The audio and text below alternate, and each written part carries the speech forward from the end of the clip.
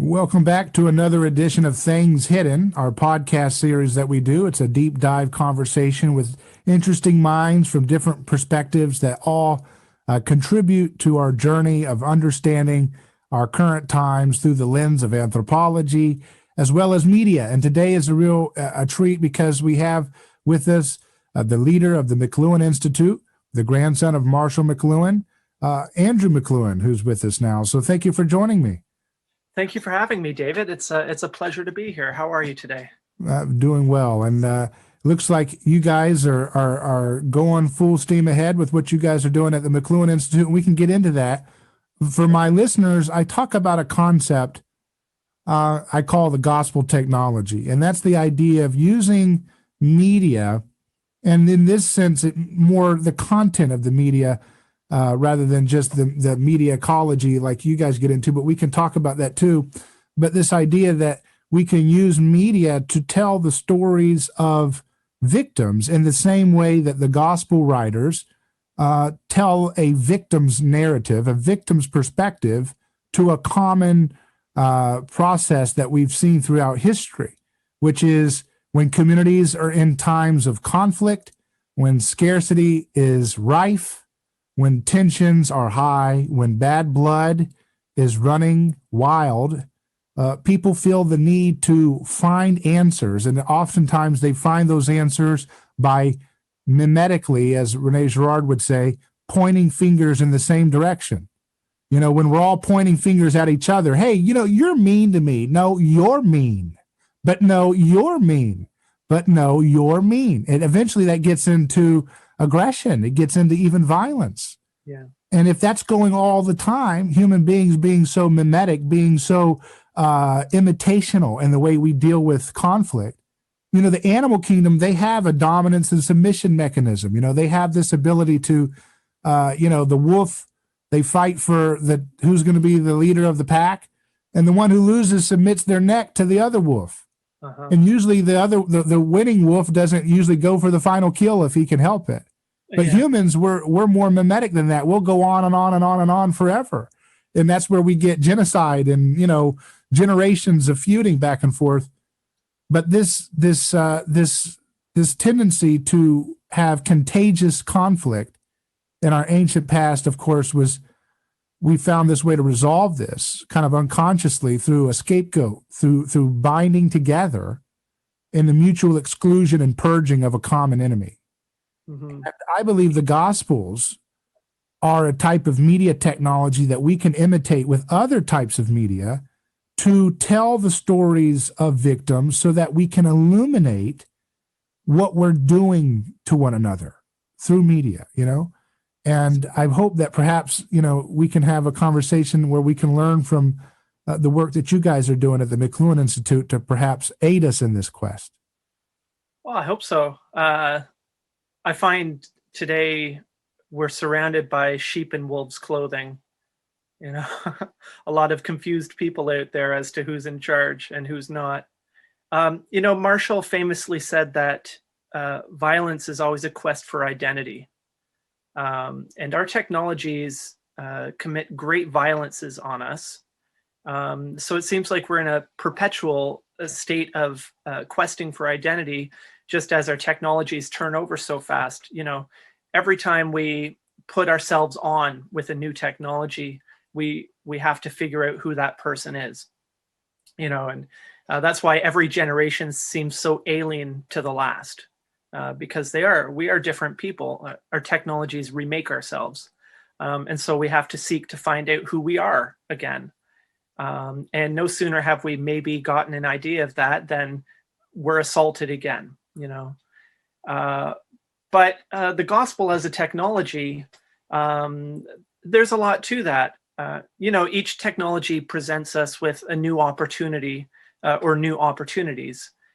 Especially when it comes to identity and the telling of our stories. Every generation has to recreate Shakespeare.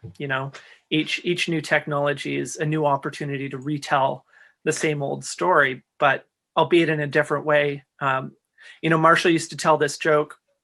There's a couple of goats eating the trash pile out behind a Hollywood movie studio. And the one has managed to find a tasty print of Gone with the Wind. And the other says, "Oh, how do you like that?" He says, "Oh, the book was better." You know, the new things aren't always to the old people's taste, but there you have it. Yeah, this idea of the identity quest, and you're much more informed about Girard and his mimetic desire than I am, but and just looking it up over the last couple days since we talked, I found some curious overlaps. See, Marshall saw this notion of mimesis as a little deeper than simple imitation, but becoming, you know. And this is how he liked to differentiate his ideas on media and technology from the conventional. He said theirs is a transportation theory and mine is a transformation theory. So it's not about necessarily just moving information from here to there and what gets lost in the translation, but who we are at the end, what these technologies do to us, how they change our senses. And he got a lot of his thoughts on mimesis from someone, I'm not sure if you're familiar with the work of Eric Havelock. Mm-hmm. Yeah, so Eric Havelock wrote this book, Preface to Plato. And it's all about the condition of an oral society before the alphabet came along, before the written word. And how it worked is poets would tell their stories to an audience, and the audience weren't just passive listeners, but they became involved to a very deep degree in the story. They became Achilles. They weren't just listening to it, they were Achilles. And that's how years later they could recite the whole thing line for line. Of course, this came at the cost of objectivity. Total involvement, no objectivity. This was the condition before literacy. Literacy came along and it broke this spell of mimesis by providing distance. And in fact, there's a really interesting, my father wrote about the syllogism, which Aristotle invented to break imagistic thinking, right? Before literacy, people thought in images, and you can't syllogize in images. So Aristotle came up with this technology, this device called the syllogism, to basically usher in the age of literacy. Now, the interesting thing is that in post-literacy, we return to more of, not the exact same, but more of the condition of pre-literacy, where now that distance, that objectivity shrinks to barely nothing. And we have a radical identification or mimesis where it's not just imitation, but complete identification. And that's how you can have, for instance, hip hop culture spreading so completely and totally from Philadelphia or New York City to the small town I live in, where people identify so deeply with that culture, they become it. And that is the post-literate condition, I think. So when did that post-literacy era emerge? Yeah, it came about with the invention of the telegraph, and the mid-late 19th century. Electricity basically shocked us out of literacy in the electric chair, and took us, in a snowballing way to where we are today.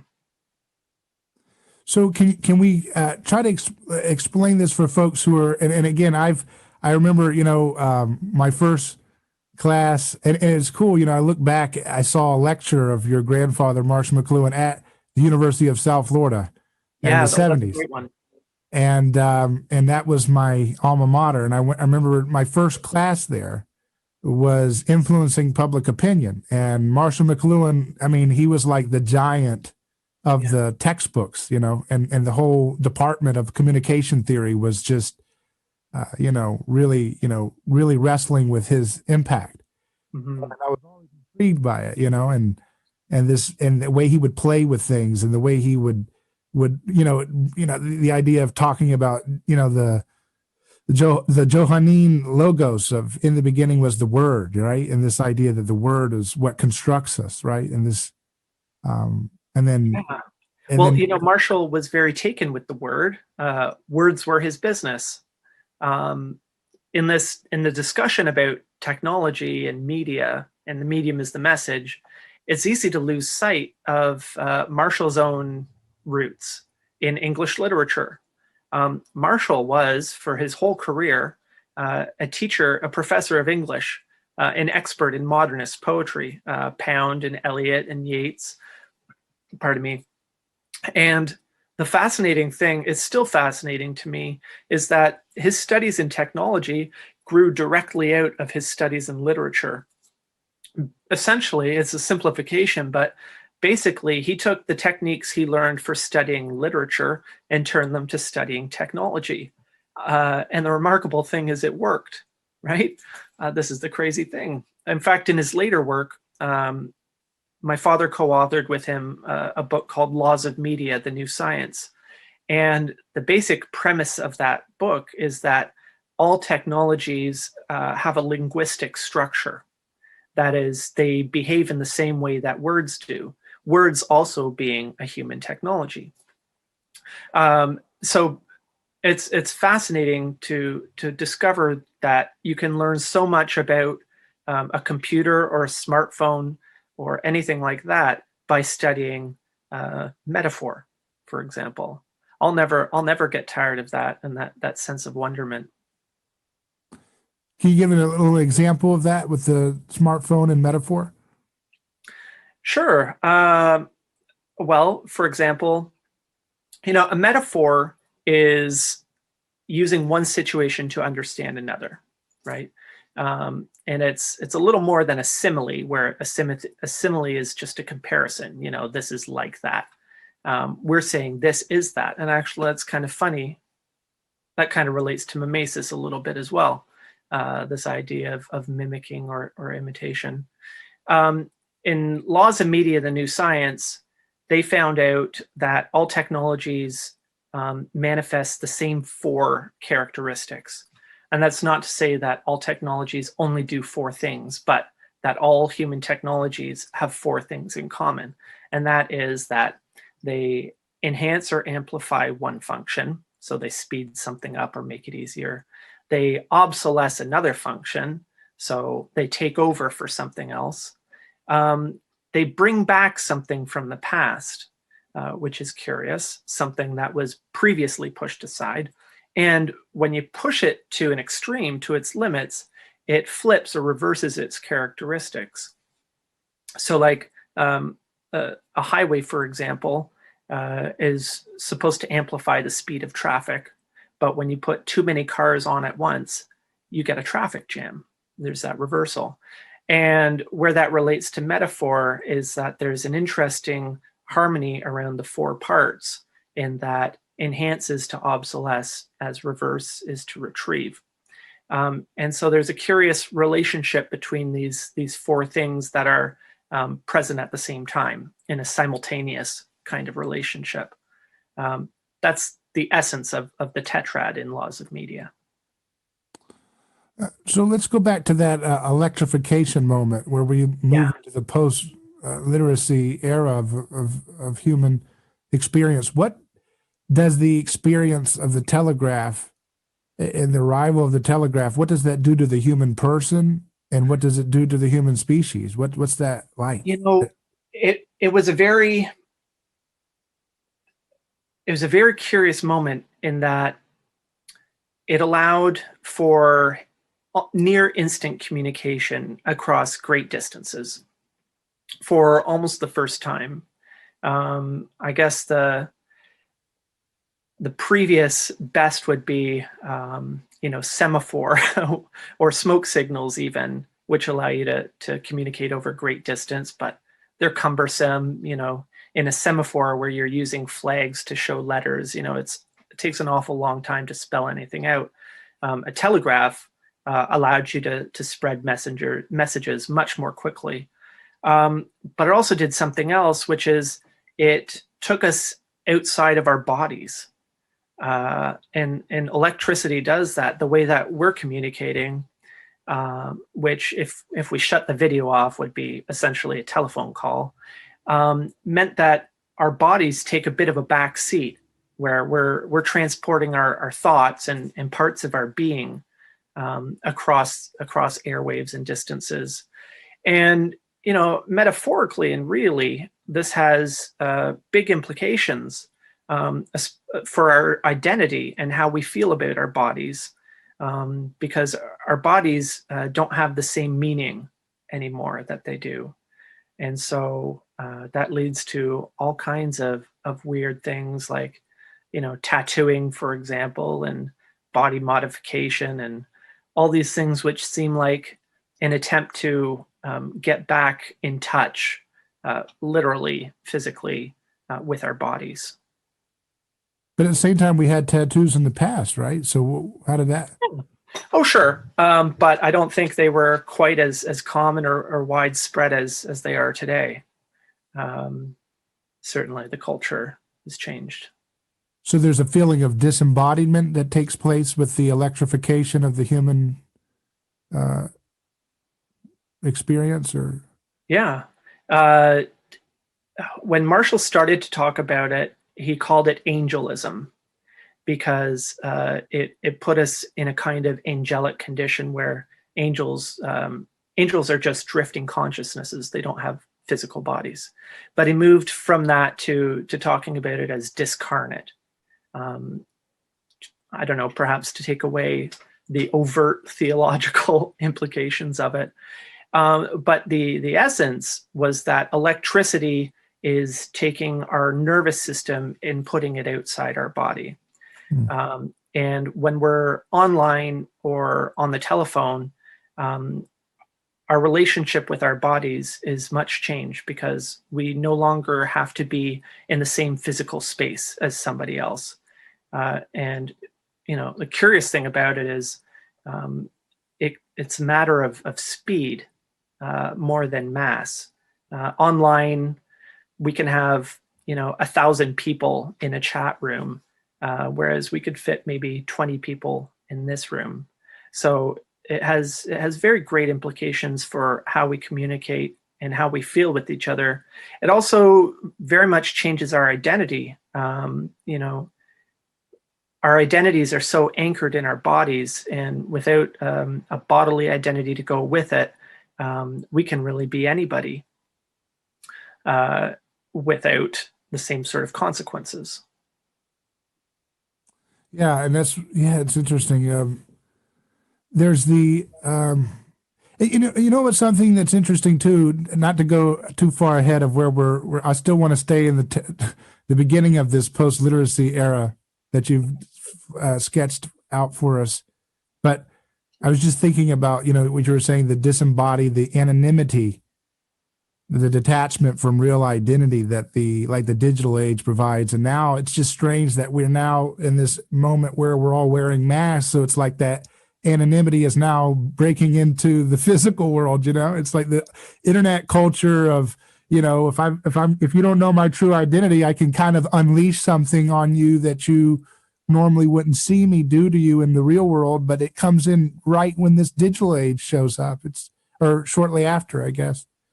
Yeah, the mask thing has been a very interesting phenomena, because it used to be that the mask was a sign of subversion, or so like a bank robber, a masked bank robber, or the anti-fascist or otherwise protester seeking to obscure their identity.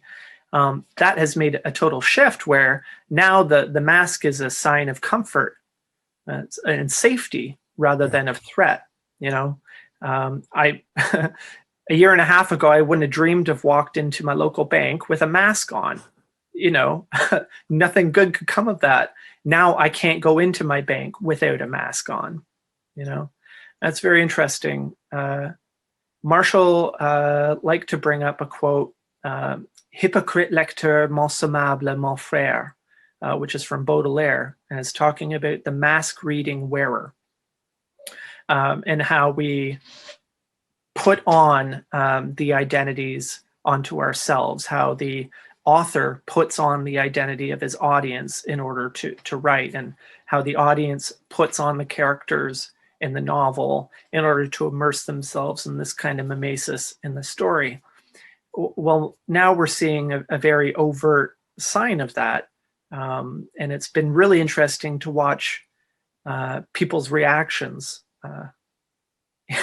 And there's a very funny one. I don't know if you must have seen this, but a viral video that went on in Texas. There was an online hearing, and the judge has leaked like 20 seconds of the clip where the poor lawyer didn't check his Zoom filters before he went on, and his child had been on before and had a cat filter.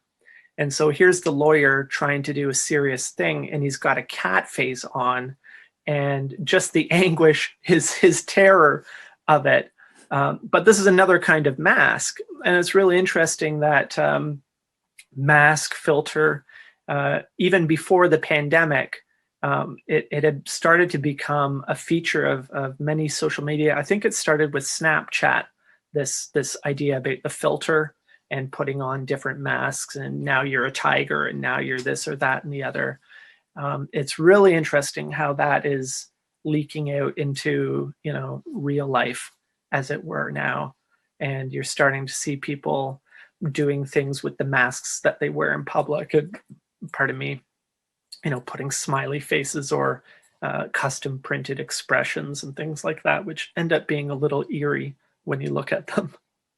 Yeah, and it's interesting because, Rene Girard talks about the idea of ancient societies creating a lot of rituals and taboos to protect runaway desire, because he saw desire as something that doesn't originate intrinsically in our own hearts like autonomous islands, but rather we catch desire like a disease or a contagion, and this idea that desire possesses us. And that the ancient communities, when you think of desire being something that can be that can spread a lot of bad blood over scarce objects, whether it's a mate or resources or status or what have you, that ancient communities had to find ways to kind of maintain differentiation, to maintain hierarchy and boundaries of self, so that you wouldn't have runaway desire lead to a state of undifferentiated chaos. But they would always have these sacred times where they would allow for people to play act the moment of undifferentiated chaos that they were normally prohibited from ever engaging in. And that's where you get those festivals and carnivals like Saturnalia and so forth, where people put on masks, and they and slaves would swap roles with the master. And, you'd be dancing around the campfire, and you didn't know if you were dancing with the mayor's wife. So you didn't, you know what I mean? It was a time in which boundaries were lost. Even the idea of a feast, somebody brought, ham and crackers. The other guy brought a prime rib, and they're all getting to eat from the same table. Those are moments of undifferentiation that if you did that every day can lead to a lot of conflict. And yet they are able to play act that undifferentiation, but it ultimately culminates in a sacrifice. The Saturnalia festival culminated in a sacrifice to the god of Saturn to kind of remind us, like, hey, we've had our fun now. This was a sacred time, but here's how it ends. We have to sacrifice. Somebody has to be giving their skin in the game as a symbol to remind us that we can't do this every day. So we're going to sacrifice this to the gods, which are actually just, in Girard's imagination, just really the crowd projecting their own guilt into a symbolic order. And that from that catharsis, we have that satisfaction, we have that relief, and we go back to the boundaries of differentiation before. So it's interesting with the mass thing. It's like now, instead of it just being a marked out sacred time, it's becoming something that's normal, which is strange because, again, it tends to trigger undifferentiation into eventual sacrifice. And I don't know what this looks like when you're going to normalize this as an everyday thing, perhaps for the foreseeable future, for years to come, perhaps. Wasn't that interesting? That sounds very smart to me. I think, we all need to let off some steam, that's a cultural pressure valve, right? That's a very ecological and smart thing to do, because either you let off the steam yourself at your chosen time, or you rupture, right? and rupturing doesn't usually work out very well for most of the people involved.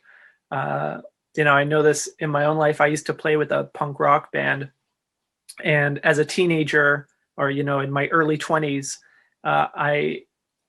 as somebody, young people tend to have really strong feelings, and they build up, and you need to release them.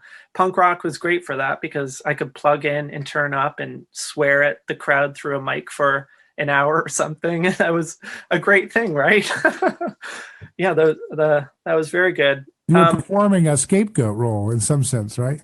Right. Yeah. Like a dunk tank man, like a guy that's hurling insults at the crowd. Come hit the dunk tank, and it's like, yeah, sure. I suppose the court jester is another kind of relief valve, in a sense. This person that we, the ruler gives license to step outside the normal bounds of what's permissible in order to let off the steam a little bit. And everybody, the clown insults for everybody, so that everybody, doesn't feel they have to. Perhaps that's an interesting idea. Yeah, that idea of desire is interesting, and how we become, why do we desire what we desire? Marshall's interest in technology was in the impact on our sensory lives. And the way the senses work is that when you impact one sense, you impact all the senses, because all our senses, all our bodily senses, are connected. He took a lot of inspiration from a man called Jacques Lucien. And Lucien wrote a book called And There Was Light. This was very informative for Marshall, because Jacques Lucien became blind at a very young age. He's a figure from Paris, from France, who was involved with the French resistance in the World War. In this book, And There Was Light, Jacques Lucien discusses how, I think it was age 6 or something, he had an accident that affected his eyes, and within a couple of weeks, he was completely blind. The really interesting thing is that he goes on to describe how, when his visual faculty dimmed, his other faculties expanded. And so while he couldn't see things, he had a new sense of sight, in which the rest of his senses, his hearing, his smell, his tactile sense, kind of stepped in to provide a new picture of the relation between things. This is how technologies work. Technologies, particularly our electric and digital technologies of communication, enhance various senses. And by enhancing the one sense, or combination of senses, they change the equilibrium among them. And that's why we find our tastes change, not just our physical taste, like our taste of foods, although that also counts, but for example, musical tastes. This is why Elvis, when he was new, to the previous generation, was an affront, was completely unpalatable, unlistenable. And now people would say that Elvis was cute or quaint. It's hard to imagine that Elvis was kind of the Marilyn Manson of his time. Maybe that's too extreme an analogy, but it's the changing tastes in culture are a sign of the changing technologies, and vice versa. And that has a lot to do with desire. When we step up our visual senses, we desire visual things. When we step up acoustic, we desire the acoustic. We're living very much in a world of the ear right now. And this explains the popularity of things like ASMR, where people are fascinated by somebody coming and scratching on the microphone and talking in very husky tones and doing all kinds of things like this, because it's this kind of reverberation and this high tactility, which feels good to our sensory profiles of the day. And it's interesting, in my own work, when I do a radio show, I put on I modulate my voice, Yeah. I do more theatrics. I'm doing a podcast with you, so I'm not talking in the same style. I mean, it's similar, but it's interesting how and I've told people like I cannot do my because when I do my radio entrance, I do a classical, from the heart, that kind of thing. And I'm Okay. like, I can't do that if I'm doing a Zoom like with you. I couldn't do from the heart. It just doesn't feel right. But when you're doing radio, you kind of play into that amplification of the ear in the idea of you you want to create this intimate kind of theater experience for the person who's driving in the car, and they're turning on the radio, and the radio provides an environment in which like your online stuff can be tracked by social media and all this stuff, and you don't feel like you have a safe space. But when you're in radio, you can listen to Britney Spears or Rush Limbaugh or NPR, and nobody has to know what your favorite, communicator or song is. And that's a very intimate space. And for some reason, it brings out the desire for me to lean into the performance art of that. But when I'm doing a podcast, I dial it back, and it's just interesting how that works, Well, part of this has to do with, the amount of information provided or not provided. Marshall, again, talked a lot about participation and hot and cool media, right? And the idea that a technology that supplies a small amount of information has the audience more involved in filling out the picture. So, for example, a comic gives you a low amount of information compared to a film, which is much richer visually than the comic or the cartoon, because a lot happens in a cartoon between the frames that you fill in. Whereas in a movie or a video or digital or even a Zoom call like this, we've left very little to the imagination. Something for the ear, a radio broadcast, leaves a lot more for the imagination, simply because it provides less information, and so it's more involving. I do prefer, I've been running a podcast as well, and I just started an interview series. And although I'm conducting it over Zoom, I'm doing it cameras off, so that it's only for the ear, because it does very much change the quality of the engagement on our side, on the participant's side, but also on the user's side as well. Why? And you can't fake it either. Like, we could put this, what we're doing, on an audio only podcast, but it would be very different from if we were just having a telephone call. Mm-hmm. It'd be hard to run a controlled experiment on that, but it might be. To see how our conversation would sound and the topics we would raise and the way we would raise them if we did it, recorded it over the phone only versus a Zoom video and audio. Yeah. Might be worth doing. Yeah, it would be interesting. Marshall was all about experimentation. He liked to say, I don't have concepts, only percepts. And he denied being any kind of theorist. Yeah. I just had a chunk of ice fall off my roof. I don't know if you heard that. But, Marshall was very practical. It's people are surprised to think, because he gets called a theoretician, but he never called himself a theoretician, or a futurist or a predictor of any kind. He saw himself as somebody who just described what was happening around him. That makes you wonder, especially when people say, wow, he was so prescient. He was describing today 60 years ago. Well, he wasn't. He was describing his present.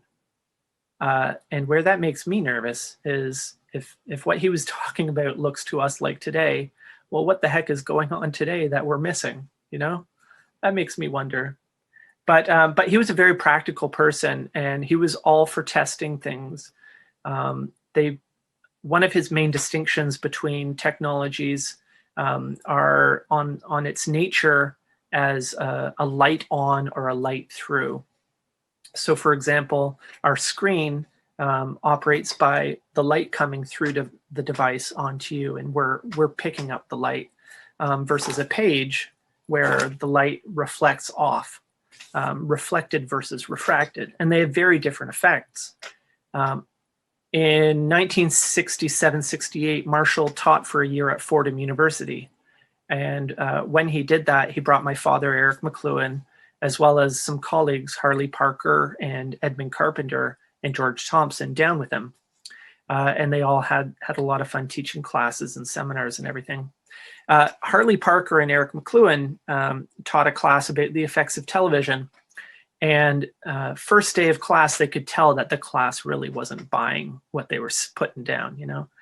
So they decided, and they were talking about the differences between television and radio, and television versus film. Where on film, the light comes from behind and hits the screen, whereas in television, the light comes through and hits the audience. So they set up an experiment. And you can look it up online. It's put out there. It's called the Fordham experiment with Eric McLuhan, Harley Parker. And what they did was they divided the class in half, and they put a sheet down the middle, and they broadcast a film. So half of the class is sitting on my side, on the film side, watching this thing beamed at them. And the other half is sitting on your side, watching it coming through onto them. And they showed a couple of things. One of them was a roller coaster ride. And it's very interesting. I don't remember the whole conclusions off the top of my head, but basically the quality of experience was much different.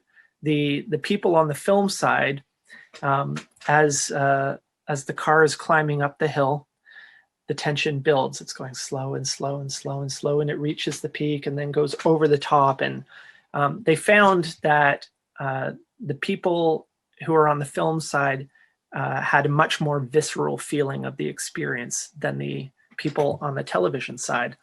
And that's partly because of the interesting nature of the film is that it's a series of still images that are sped up just fast enough that you don't notice that there's a break between them. Right. But in fact, what's happening is you're filling in that space in between, and you're sensorily highly involved in it. Whereas on a television screen, you're presented with a total picture at all times. Anyway, I'll send you a link, or people in the audience can have a look at that Fordham experiment. But yeah, that'd be interesting. The reason I brought it up was simply to illustrate that my father and my grandfather were very practical people that if they had an idea about something, they wanted to test it and see what happened. And you know, it was only it was only kept around as long as it was useful, like the hot and cool thing. It seemed like a really good distinction at the time, but it quickly became not very useful because people got really confused about, well, what's hot and what's cool and what does that mean? And it ended up being more trouble than it was worth. So what are we in now? Lukewarm? Right. Well, the hot and cool thing, it's actually really simple. They said a hot medium is any medium that supplies high definition. So the higher the definition, the lower the participation or involvement, the less work the user has to do. When you're given less information, you have to work a bit harder to fill out the picture. Right. That's really what it boils down to. And so, but in this world today, are we in the global village that your grandfather talked about? Is that what he was kind of predicting? This, what is it he called, the electric bride, or am I mixing those two images there? You're mixing metaphors a little bit. That's okay. Marshall's first well-known work was The Mechanical Bride, the folklore of industrial man. And that was a look at advertising in the age of print, up until pre-television anyway. The global village was a term he used to describe the world we lived in that was brought to us by radio. He later chose a different metaphor for the world after television, which he called the global theater. And in the global theater, there is no audience. We're all participants, you know. Everybody is on stage. And that's really borne out today. There's an interesting, I've only seen the preview. It's called Fake Famous, a movie that just came out, a made for TV, which is actually made for internet presentation. It's so hard to know what to call things anymore. You know, we're always a step behind in our terminology. But anyway, Fake Famous, there's a 2-minute intro online you can see, and it's actually interesting. They decided to make some people influencers, right? It's very interesting, but apparently when you ask kids today, and God, don't I sound old, what they want to be when they grow up, they want to be famous. They want to be an influencer, you know, they want to be Insta famous or whatever. And the premise of the movie, as far as I can tell, is that it's ridiculously easy to manufacture fame, you know.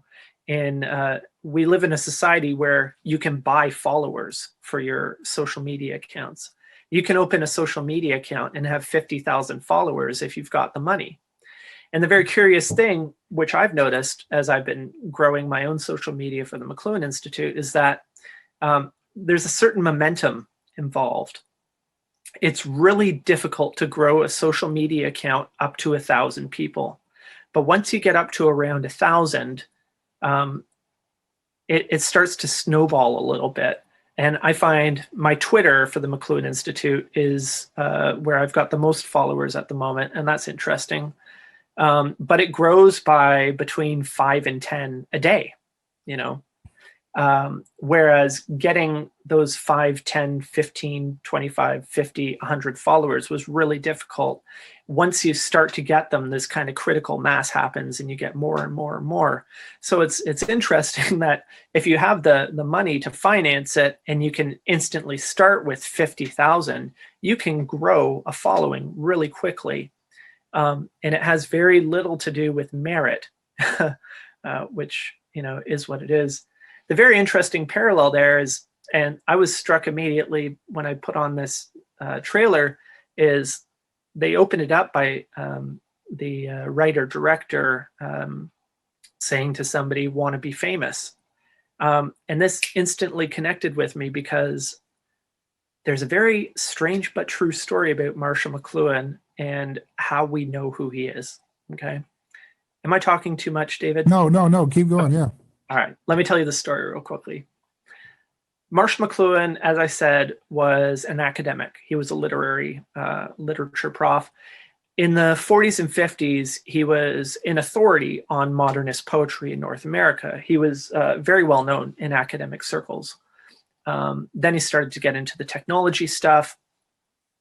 But he really found success in the early mid-1960s. That's when he seemed to go overnight from being a somewhat interesting academic to a media guru, a pop culture phenomenon, a public intellectual. This was not a thing, you know, it is more today, but it's very unusual. The interesting thing is it's not accidental. Marshall McLuhan's fame was somewhat manufactured, which is really interesting. There is a person by the name of Howard Gossage. His middle name was Luck, as it happens, Howard Gossage.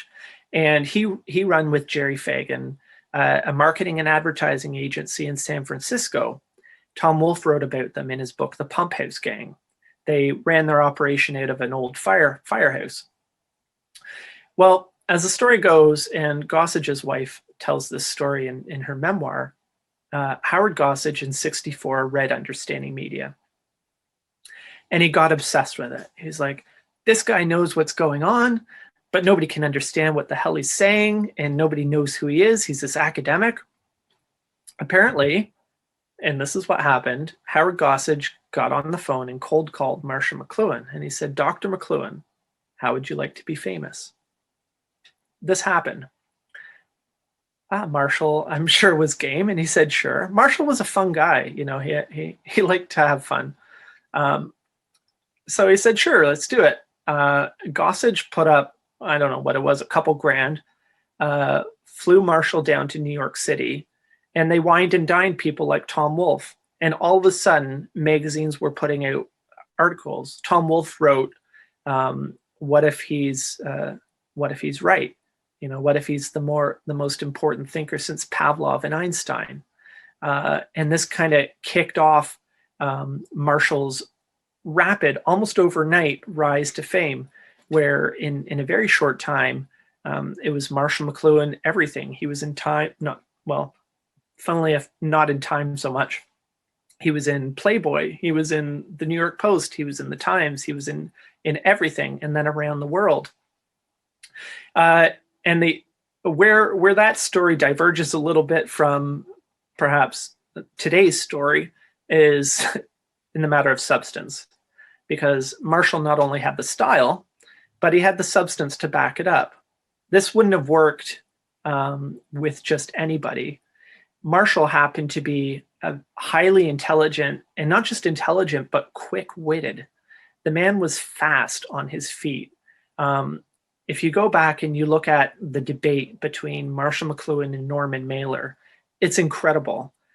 Marshall had this crazy ability to be able to focus on what he's actually doing, but also pay complete attention to his surroundings and understand the nature of his surroundings and form himself accordingly. So there's this give and take between he and Norman Mailer and the other people that Marshall just destroys, and it's incredible. So this idea of manufactured fame is a very interesting one, and it means something very different today than it did back then, I think. What led to his kind of going down in terms of the avant-garde nature of his message? What made the mainstream lose interest? Yeah, Marshall very much fell out of favor. It almost seemed that as quickly as he rose to fame, he descended from it. And what precipitated that? I'm not very sure. He had a lot. He said, right? Kind of. He faced a lot of backlash. He wasn't. His fame was. I'm not trying to be too precious about it. His fame was resented a bit. Back in the '60s, academics weren't TV personalities. It was kind of unseemly. Marshall was always a maverick and a rebel. The nature of his work was interdisciplinary. His work, although it's about technology, about media, it's about the intersection of culture and technology. And technology doesn't stick to, literature or photography or, any category. It covers everything. So Marshall's work was necessarily interdisciplinary. And when he started doing this work in the early 1950s and the late 1940s, the academy was different. It was very, very specialized. It's opened up a lot more, but back then you were expected to have your specialty, your lane, and stay in it. And people didn't welcome, intrusions into their specialties favorably as a general rule. This is a large part of why Marshall wasn't liked very much in academia back then. Maybe the reasons have changed a little bit. Now, interdisciplinary studies is not controversial at all, but it really was then. Marshall's first book, The Mechanical Bride, was a study of advertising and treating it on a level with literature. And that was not done. He got in a lot of trouble for that. In fact, the book never even hit the shelves. It was remaindered before it even hit the shelves, which is interesting. So the decline of Marshall McLuhan in popular culture probably has a lot of causes, but I think part of it was he was so identified with the 1960s.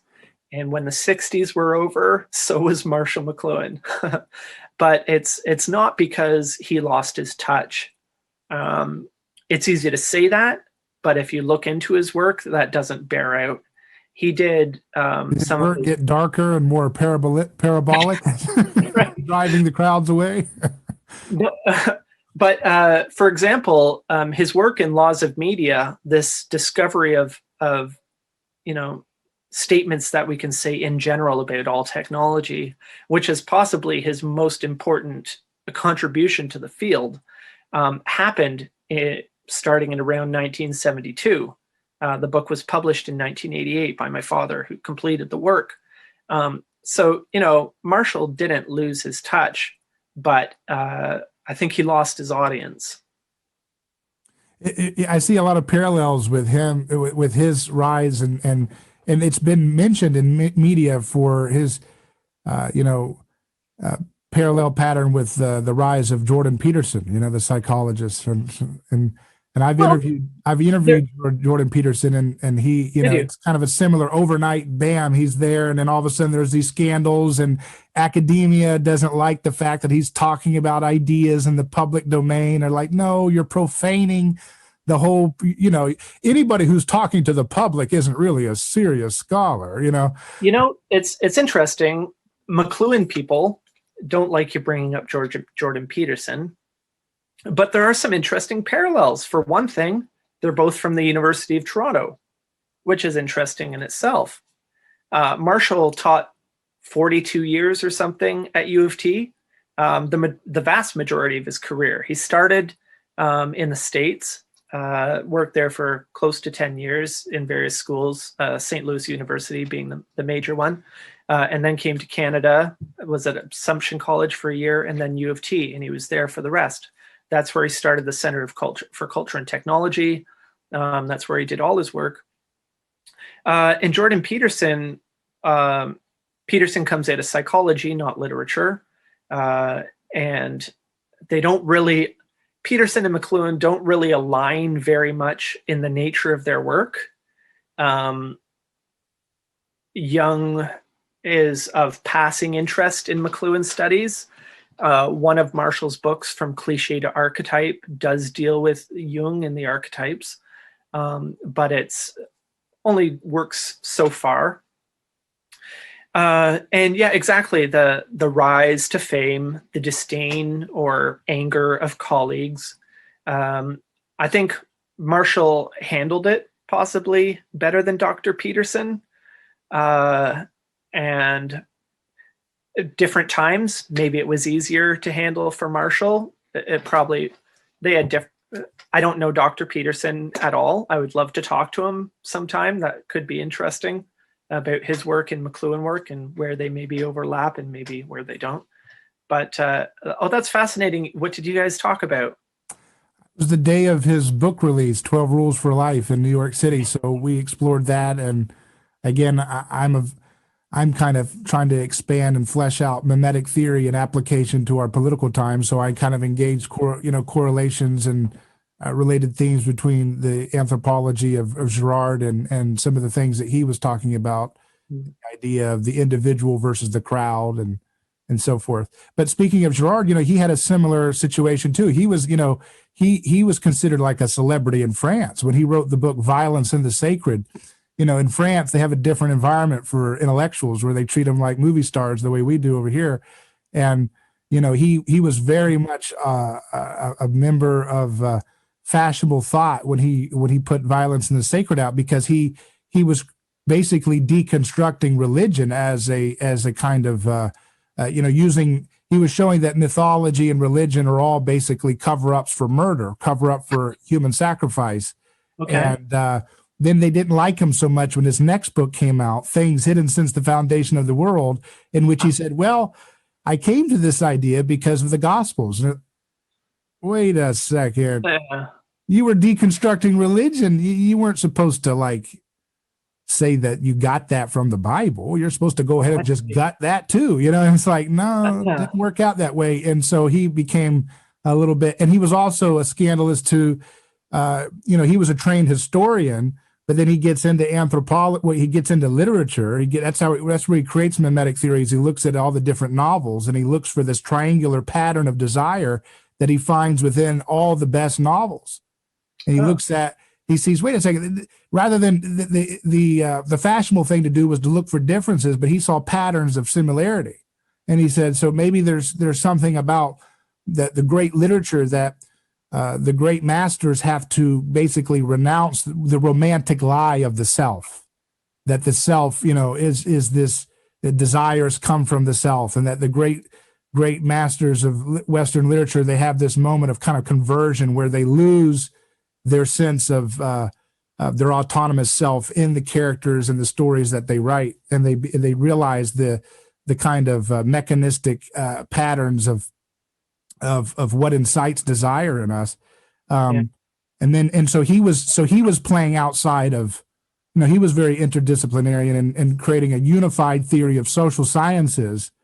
And he was going way outside the bounds of what you were allowed to do at the time, where it's all about, looking at the granular details and differences rather than looking at the patterns and similarities across cultures and so forth, Yeah, it sounds like he committed a few of the cardinal sins. Yeah. People do not like to be told they're not in control at all.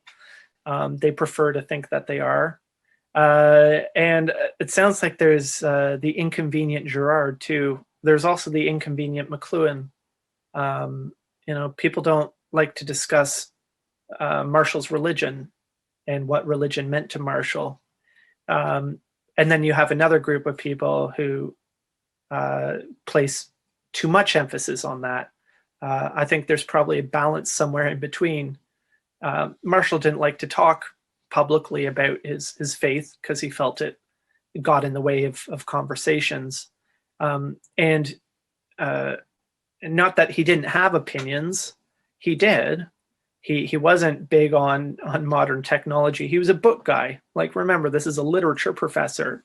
The most absurd thing was when people would say he was the enemy of the book. Nothing could be further from the truth. But his religion did play a very big role in his life. However, it wasn't everything. Not everything came back to it. That's for sure. I've heard him described as a Christian anarchist. Is that accurate, or where did that come from? I've heard he had a Christian anarchist. I'm not sure. I've heard that he was fairly conventional, really. Part of the reason he shied away from talking about it is he said, I'm not a theologian.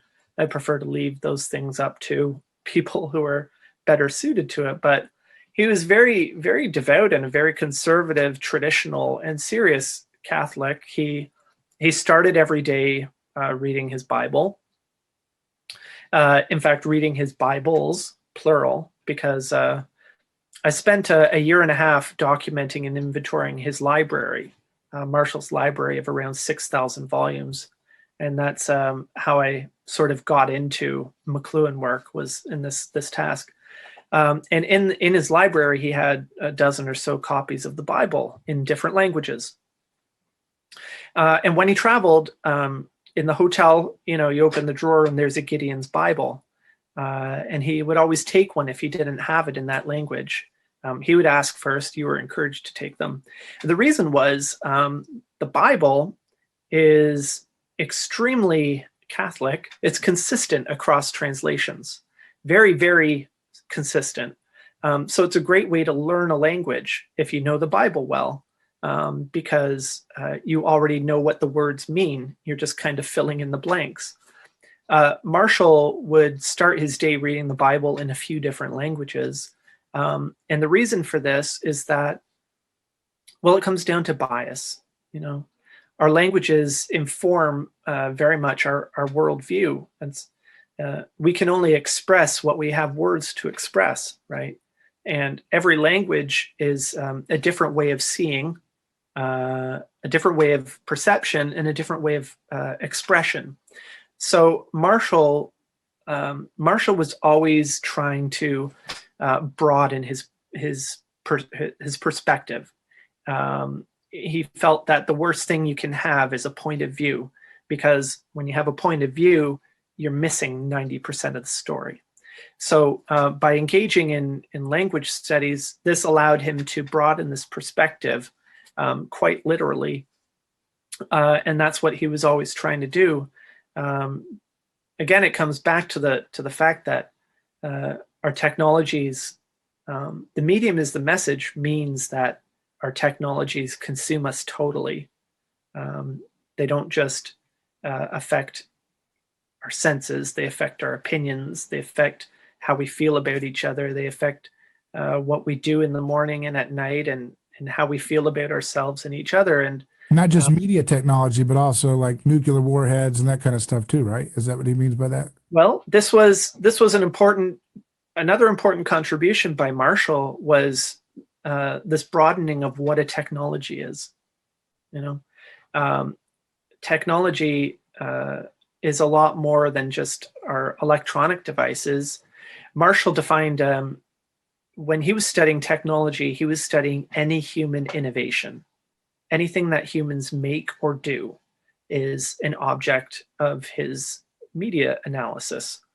And so when he talks about the laws of media, he's talking about the things that are in common to everything that we do, everything humans make or do.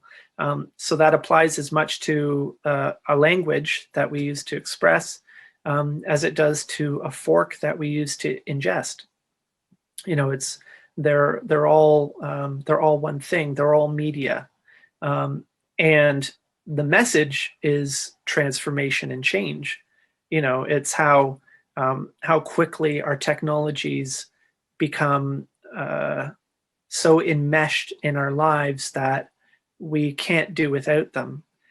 If we were to turn Zoom off tomorrow, telecommunication of this nature, it would be a disaster, worse than the pandemic itself, much worse, in fact, because in the last year and a bit since we've lived in COVID land, we've doubled and tripled and quadrupled down on remote technologies, so that they've become that much more important socially and economically as well, to the point where the consequence of doing without them are existential. Right. Yeah. You have schools, you have jobs, you have everything dependent on these. But these technologies are not sufficient because, you know, we're seeing an epidemic of parents saying that their children feel listless and detached, that there's no purpose to life because they're going on Zoom to hear the teacher teach and they can't feel connected. They don't feel like they're learning. They want to see with their friends, and the ones who do go to school, they have to stay 6 feet apart. I mean, we're in it's a very precarious time. It's bringing back things that humans haven't had to think about in a long time, like the nature of relationship and the nature of health. You know, is it healthy to lock a 90-year-old or 80-year-old away for years because, I mean, you're putting them in solitary confinement, which is a type of torture. Oh yeah, but you're keeping them alive. We're losing our minds in this moment, collectively in the West, at least. And the danger is that we forgo thinking about the consequences before we do things, you know, because we think we have no choice, and that abdicates us from our responsibility. I mean, I have young children. I have a 4-year-old and a 6-year-old, and they're in kindergarten and grade 1, respectively. Where I live, we return to school fairly quickly, I guess. But over Christmas break went from being a week and a half or whatever to 6 weeks.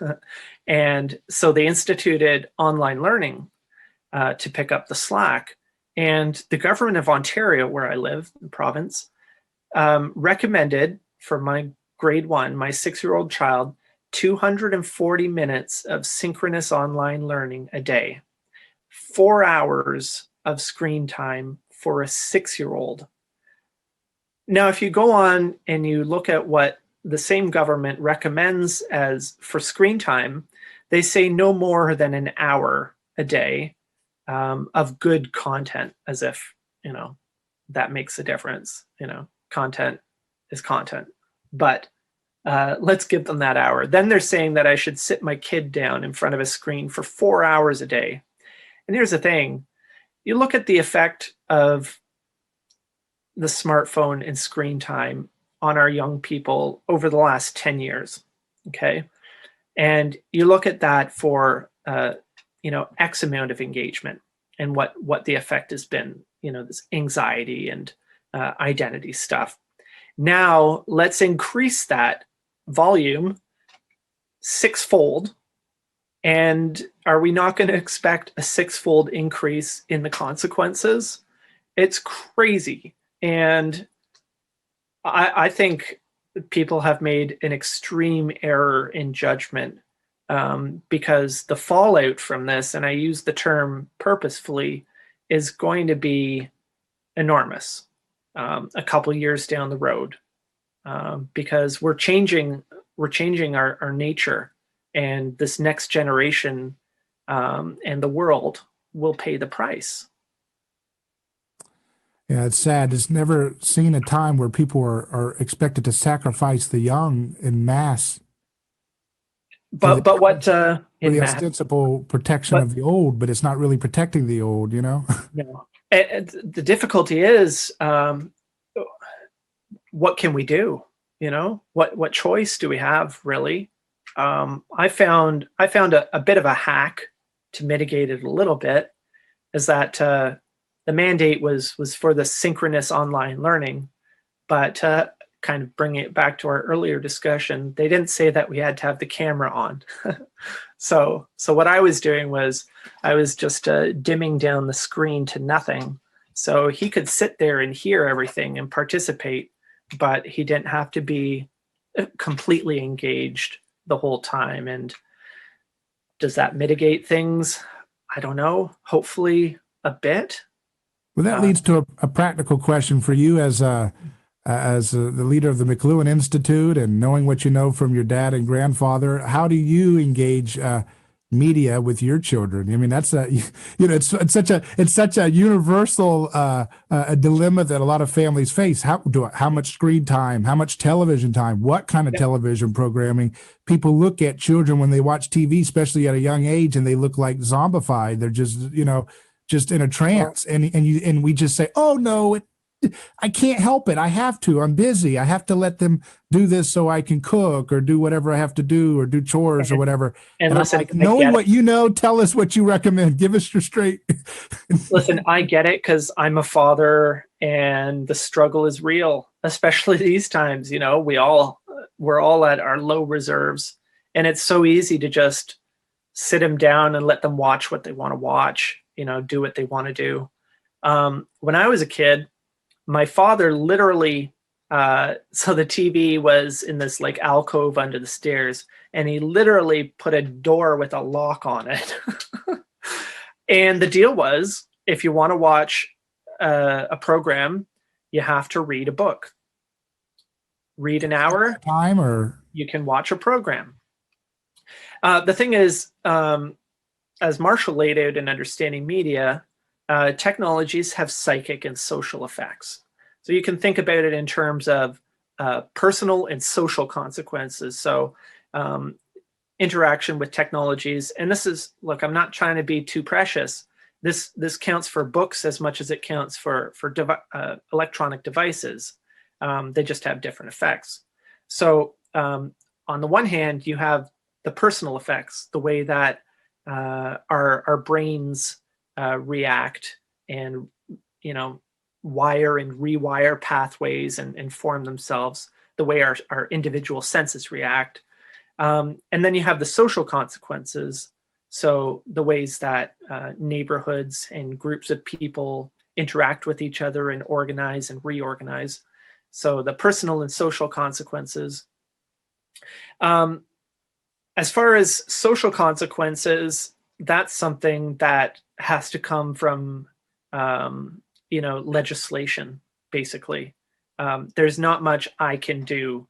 There's a fun debate between Marshall McLuhan, Buckminster Fuller, and W.H. Auden. You can watch this on YouTube. And they're debating television. And Auden says, "I don't have a television. I wouldn't dream of having one." To which Marshall replies, well, you merely suffer the consequences without enjoying any of the benefits. The fact is, whether or not I have a smartphone, I live in a society where everybody else does, and it's organized around it.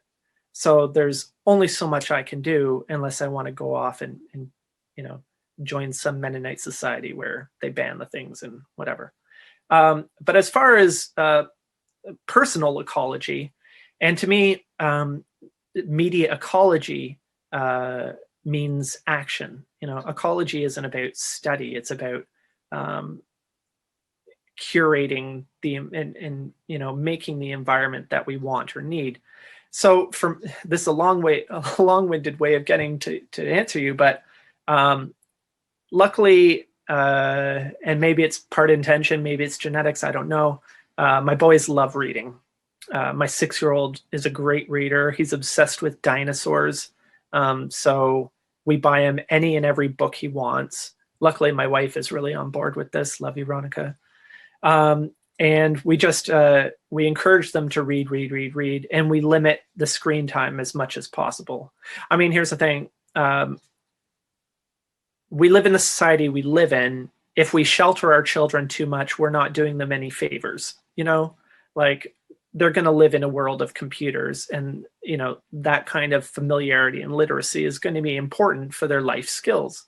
But knowing the effects of the printed word and engagement with text and literacy, knowing the kind of people that creates versus the kind of people, the kid who's handed an iPad at age 3 and allowed to just do what they want, I don't think that's, I mean, look, parenting's a tough gig. I don't want to judge anybody, but, that's not what I want for my children. And I feel it's my responsibility to prepare them as best I can for their life. Maybe they'll grow up, they'll be 16, and they'll be like, finally, and they're going to go binge and watch TV for the rest of their life. I don't know. But in the meantime, I think a lot of the onus is on us. So if you have a lot of Zoom meetings to do, suggest that you go dark, give your eyes and your brain a break, go acoustic. Apps like Clubhouse are really interesting because they're an attempt to bring social media into the acoustic world. I find that very interesting. Yeah. And go back to the book. I've been engaging in writing, and by writing I mean pen and paper a lot more. Just about every other day, I come out here to the office from the house, and I start my day with a poem. I write a poem, pen, pencil on paper. When I recently taught a 3-month course on understanding media, I did it from the book, and I made annotations in the page, and I read from the book. It makes a big difference. Experiment for yourself. Most people are probably used to typing. Try writing. Try it for a week. Sit down every day with a piece of paper and fill it. I don't care what you fill it with. Just let it come out of your mind. There are reasons why this will give you a different quality. Jack Kerouac said of Capote said of Kerouac, that's not writing, that's typing, because he recognized the product of the typewriter against the product of the page. I can type about 70, 80 words a minute. I can write maybe 40. Writing by hand forces your mind to slow down a little bit. It slows your thought a little bit. And that produces something different than when you just let it run out. Stream of consciousness is closer to your soul, the graphite on the pencil or the pen, or the key clicking with your finger on it. Which one is closer to your soul? Well, this is a question. Marshall switched his methods in the 60s, and he went from being a writer, although he always wrote, to working a lot more by conversation and dialogue. He dictated a lot of his letters to his secretary, who took them down in shorthand, because the quality, if we'd conducted this interview over email, you would have gotten much different answers from me. because I'm a much different writer than I am a speaker. Right. So Marshall started to, you'll notice a lot of his later books were done with co-authors. And that's not because Marshall couldn't write. He was a demon at writing. Like, he was a fantastic writer. He was a master. He was a literature professor. But he switched to this dialogue mode because of the result. So he would have sessions with his co-authors where they jammed ideas back and forth. The co-author went back and wrote it down, and then Marshall engaged in part of the editing process. Quite different results, and the reason was because he saw the change in the audience, and he was much more able to reach the audience of the day with this style of writing than with that style. Interesting. I want to ask you, this is kind of like using our imagination. You know, when we look at what we have today with the smartphone and the access to not only receive and view, HD video and high quality audio, but record HD video and high quality audio almost anywhere in the world, and how it changes the logic of violence, and it changes our conscience, it changes what we're able to look at in examining ourselves. I explain it like, when you had this kind of monomyth of radio and television kind of transmitting the ivory tower perspective about this is the way the world is. And now we have social media and these HD video captures and so forth, and we're live streaming police brutality. We're live streaming wars. We're live streaming hot mic incidences of sacred politicians and sacred celebrities that we had held in esteem. We're getting all these different perspectives, and it feels like if humanity is this collective body that, or in a sense like a blob, it's almost like we're able to see tiny little mirrors on our body now, and we're seeing all these imperfections that we didn't see in previous times as clear because we didn't have the decentralized media capture technology to examine those tiny imperfections that now seem so big and so dramatic. And I think that's why people are wrestling with things like, what should we call a syrup label? And in the previous time, we were wrestling with, how to stop the Holocaust. And it's like, but it feels very painful because we're seeing this, we're seeing all these imperfections, and we're seeing all these angles to what we are doing as a species. And we don't want to stop blaming. So we're double downing on what Girard would call the scapegoat mechanism, but it's not producing any catharsis. It's not producing any togetherness.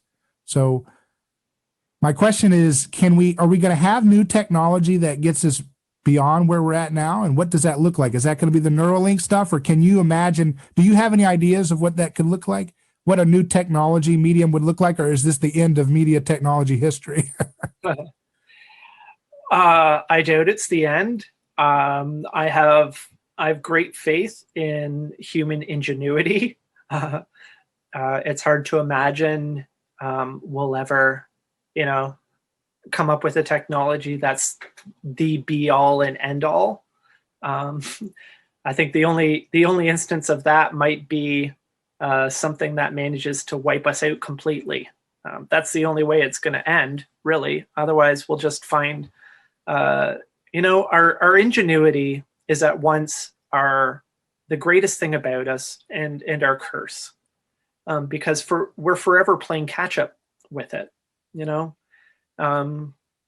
This is what Marshall was trying to get at, I think, with all his work, was that we don't need to be as helpless as we are. We can think things out before we put them out.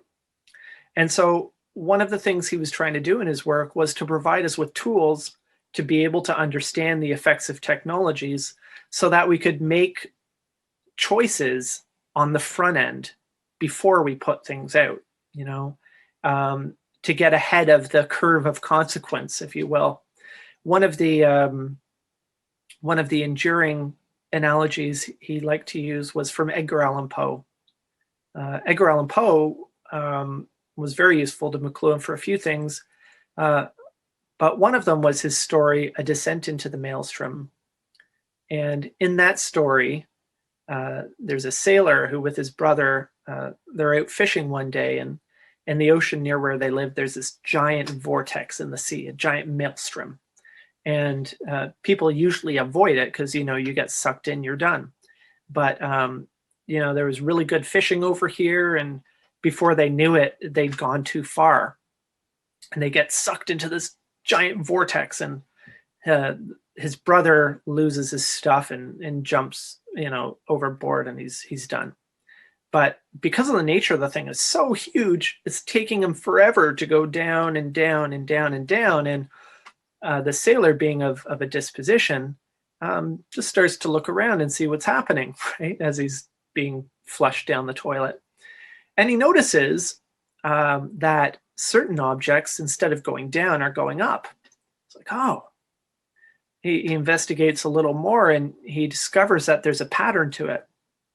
So he straps himself to a chest or whatever he had there, and he times it right, and he leaps into it, jumps out of his ship, and he's carried up out of the vortex and washes up ashore, and he's saved. And Marshall used that as an analogy for a technological circumstance, that the advantage of the time that we're in, when things happen so fast, we don't have time to adjust, is the advantage there is that we can notice the patterns. Hopefully that will lead to smarter design choices, so that we can make our technologies with fewer side effects, let's say.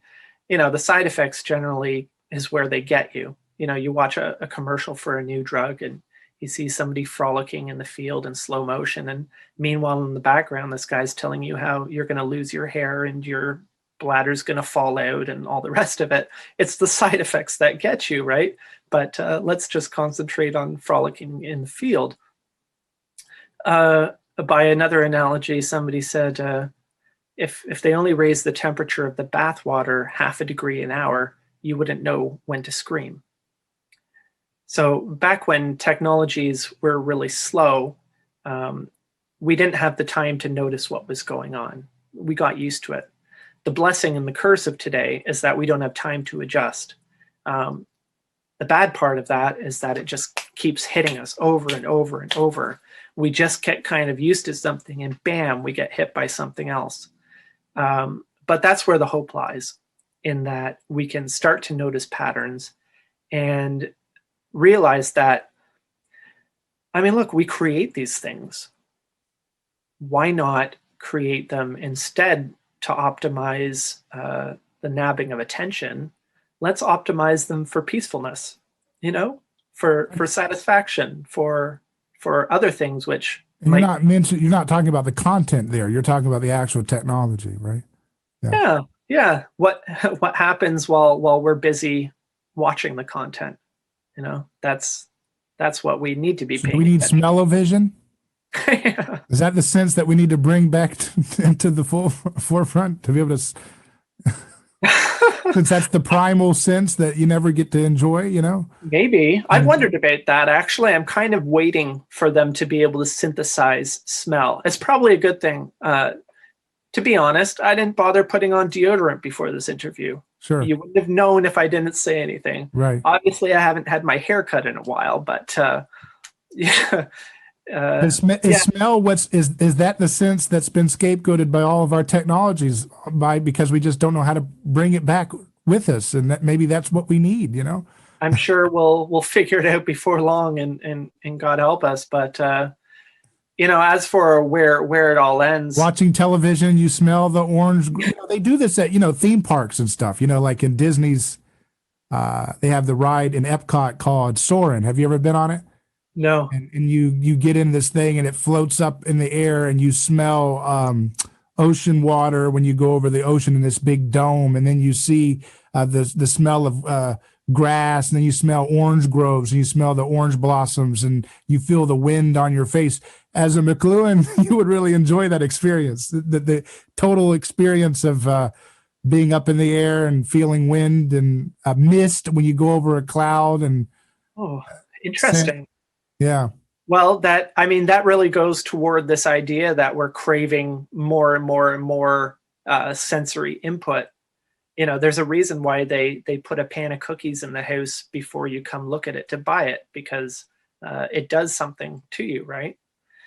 Marshall, I think, said at the start of Understanding Media that we're rapidly approaching the final phase of the extensions of man. He called technologies extensions of man because, as I said before, all our technologies extend or amplify something. Who was it that said the body is the magazine of inventions? That's kind of where this Mumford, I think it was, where this idea of extensions of man comes from. Marshall said we're rapidly approaching the final phase of the extensions of man, and that's the synthesizing of consciousness. And I think humanity kind of emerged from the spell of the animal world, because what people do that animals don't seem to do is have an awareness of themselves as separate. Animals don't so much do that, and I think we're slowly going back the other way. This idea of the individual consciousness. So Marshall, I think, felt that the final phase of the extensions of man, the last thing we have to synthesize, is our consciousness. And maybe we're starting to get there with things like the Internet of Things and machine learning and artificial intelligence. I don't think we're quite there yet. Maybe these Neuralink experiments and downloading your consciousness to the net are a step in that direction. Yeah, you need to talk to Elon Musk, because he's really worried about these AI. Yeah. You know what? I would coming out of the beast. I would love to talk to Elon Musk. He on Instagram, his Instagram account, he put up a picture of Marshall McLuhan last summer, and people thought he had put up a picture of Nikola Tesla because they look a little bit alike. Actually, Poe does too, for that matter. Later in a tweet, he said the medium is the message. Musk did. So this is very interesting. Elon Musk seems to have some awareness that there was this person called Marshall McLuhan. I'm not sure. I haven't seen much evidence that he understands anything Marshall did. If he did, it would drastically change the way that he approached his work. I know this fairly well, so I would love to talk to Elon. How would it change, or what would it? Just to sketch out the implications of that work. I don't think Mr. Musk has the understanding of the personal and social consequences of technologies. I think he's got his eye more on the prize. For example, I don't think anybody has really thought out what the effect of circling the planet in hundreds, 1,000 or so connected satellites beaming internet onto us is going to have. I don't think anybody's thought that through. Maybe we should. You mean like our physical health from that? Our physical health, our mental health, our sensorial lives. What is that going to mean? It's probably a good idea to think about these things before we do them, but it hasn't really been the human way to think about the consequences. We're more, Sir Edmund Hillary, who, oh, look, there's a mountain. Let's climb it, see what happens. I'd be very interested to talk to Elon Musk about that. I'm convinced that if the people in charge of the major innovations put more thought into these psychic and social effects, we would have a different world, and more likely a better, objectively better world, all said and done. Would would that make them not do those innovations, and then other people who didn't read McLuhan would do them and then to do bad things with it, though? You know what I mean? Well, I'm all for regulations. I'm for smart design and smart regulation. I'm a writer as well. I'm a poet. I dabble in art and music, and constraint is a vital part of the creative process. the most difficult thing to face is a blank page. It's good to have a few constraints in order to head you off in a direction. Without any regulation, we're free to succeed or fail, and there's something to be said for that. But when we're talking about people's lives and their sensorial makeup, I think there's a different burden. And not to get too moral on it, but I'd rather live in a world where people were happier than angrier, to put it in those kind of terms. And I think we can, just in the way that we can design drugs with fewer side effects, or different side effects, I think we can design technologies. We just don't have any incentive to do so. Right now, the main incentive behind designing technologies is for profits, largely driven by advertisers, people who want to sell things. So the technologies are designed to monopolize your attention, and to hold your attention. We don't necessarily have to design with that as our goal. We could possibly think about designing technologies that, instead of making us distracted, make us focused.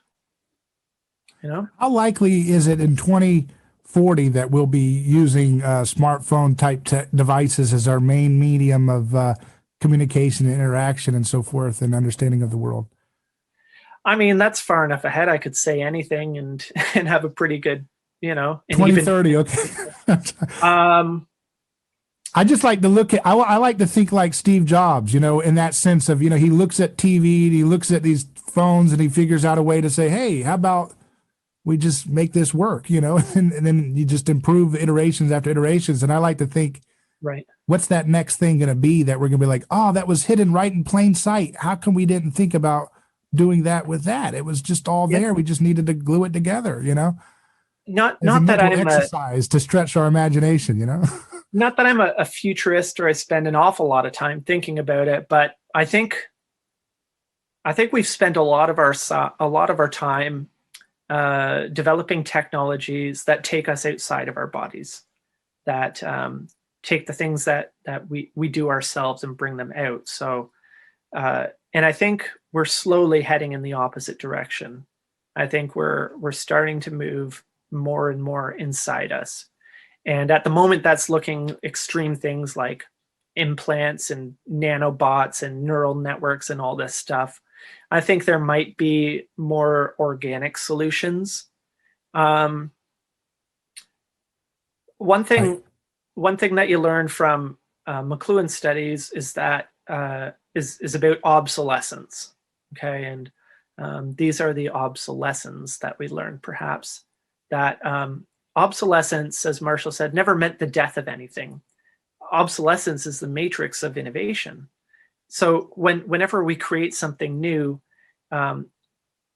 television didn't kill radio. It changed radio. It turned radio into more of an art form. And technologies seem to have that effect on the older technologies. So are we going to move toward a society without smartphones? Possibly. I think we're going to find different ways, less cumbersome ways to do that probably bring things inside ourselves more. I think we're starting to head toward the amplification of our innate processes more than outsourcing them. What that will ultimately look like, we'll have to wait and see. Well, it's been a real pleasure talking with you, Andrew, and I really enjoyed this time, and I have many more questions and thoughts that we'll have to pick up on another time. And but for now, I want to give people a place where can they continue to follow and engage your work. Oh, thank you. It's really been a pleasure, this discussion. Thank you, David. I conduct the McLuhan Institute is pretty much a one-person operation right now, but I share a lot of what I'm doing, the things I come across on Twitter. If you search for the McLuhan Institute, I put a lot of the quotes and things that you don't generally see from McLuhan studies there. It's more than just the medium is the message. And on Instagram, the McLuhan Institute, I put up interesting things I find around the office here. This was my father's office. He died coming up on 3 years ago, and now it's mine, I guess. Instagram, Twitter, Facebook. I have a YouTube channel with juicy tidbits, and even a podcast, The Massage by the McLuhan Institute. Or just go to the McLuhanInstitute.com, and that's where you can find what I'm up to. Well, very good. Again, it's a pleasure, and we'll continue these conversations. Thank you.